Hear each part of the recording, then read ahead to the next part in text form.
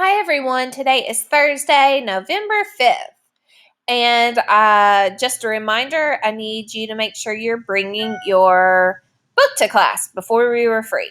In case you don't have the book, you can go ahead and use the PDF version of the book, the digital one that I posted in the important info topic, the first thing in Google Classroom. Okay, so we need to go ahead and talk about what the difference is between theme and central idea. Some of you got confused on the summative exam, okay? Theme deals with literature text.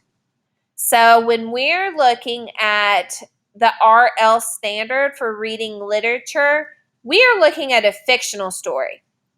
That is where when we're looking for theme, okay? So this is the message of the author or the lesson or moral of the story, okay? So that is what we're looking for with theme. This cannot be directly found in the story. Okay, so you're going to have to use context and figure out what the theme is for yourself. Now, central idea, on the other hand, deals with informational text. So when we're looking at the standard RI for reading informational text, we're looking at nonfiction articles. Okay? And so the central idea is what the article is about. It's the main focus. And this can be directly found in the story. They are going to tell you what the story is about and what the focus is going to be. Okay, that's what we're looking for with central idea. So if we look at two examples here, you guys read the Frankenstein poem. Okay, so when we're looking for theme, we know that's fictional. So the theme of Frankenstein is that we should not judge others by their appearance. Now, we had to figure this out from context. We had to infer this. Okay, it was not given to us. Now, the central idea, when we're looking at the example here for central idea, you all had to come up with the central idea for what is a horror genre, which is that the horror genre is made up of different aspects. Now, this was stated in the article. They told you what the article was going to be about and what the focus was. Okay, so there's a big difference between the two, between theme and central idea. They're similar, but they're still different. Okay? All right, so you're going to complete part A of the inference activity. Okay? So this is kind of continuing from what you started on from yesterday. So you're going to have 4 questions to answer. Your first question is this: why do you think Julia Alvarez wrote this novel? What could have been her purpose in producing this piece? And what evidence led you to this prediction? Now, please make sure you do not just answer why you think she wrote the novel. You have 3 different sections, 3 different parts to answer in this question. You only have 4 questions to answer, so I want you to do a good job.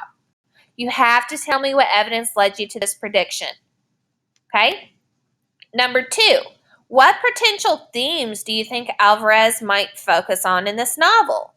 Well, we know that themes are the message from the author. It is a lesson or moral the author wants you to learn, right? So what do you think are potential themes that Alvarez might focus on in this novel? And notice there's an S here, plural.